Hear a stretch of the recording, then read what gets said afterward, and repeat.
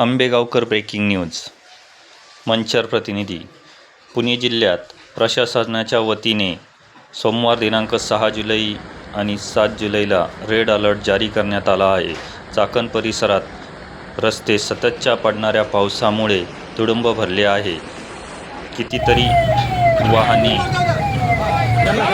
रस्त्यावरच वाहन चालकांनी सोडून दिली आहेत. या ठिकाणी सततच्या पडणाऱ्या पावसामुळे आणि रस्त्याकडील नागरिकांनी केलेल्या अतिक्रमणामुळे ओढे नाले काढण्यात आले आहे. त्यामुळे पाणी जाण्याचा स्रोत न राहिल्यामुळे रस्त्यावर अतिक्रमण झाल्यामुळे मोठ्या प्रमाणावर पाणी साठत आहे. तसेच या ठिकाणी कितीतरी दिवसापासून मोठ्या फ्लायओव्हरची आवश्यकता असूनही प्रशासन लक्ष देत नसल्यामुळे चाकणच्या नागरिकांना तसेच येथून प्रवास करणाऱ्या वाहन चालकांना ट्रॅफिकचा सुद्धा त्रास वारंवार सहन करावा लागतो.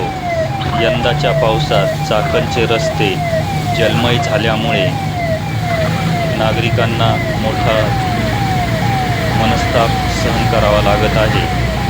कितीतरी वाहने, बस यामध्ये अडकून पडल्या आहेत. प्रशासनाच्या वतीने वाहनांमध्ये नागरिकांना काढण्यासाठी धडपड सुरू झाली आहे.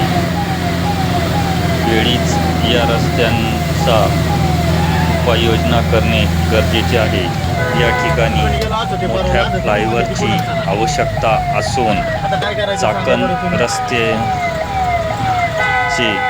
लवकरच काम मार्गी लागणे गरजेचे आहे, अशी मागणी वाहन चालकांसह त्रस्त नागरिक करत आहेत. गाड्या निम्म्या पाण्यामध्ये रात्री व्हिडिओ बघितले ना मी. अडकली ती गाडी. तिथून यायचंच नाही ना, तिथून जायचं तर गाड्या निम्म्या पाण्यात.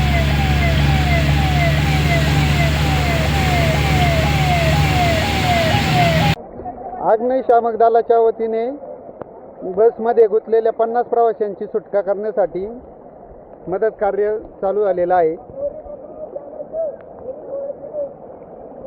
पाहू शकता.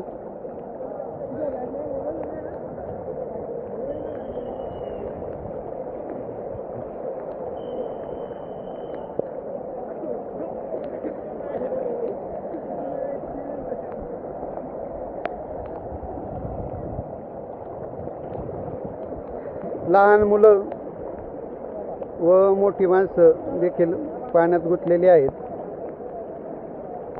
मदत कार्य चालू आहे. प्रवाशांना सुरक्षित स्थळी पोहोचवण्याचं कार्य अग्निशामक दलाच्या वतीने करण्यात येत आहे.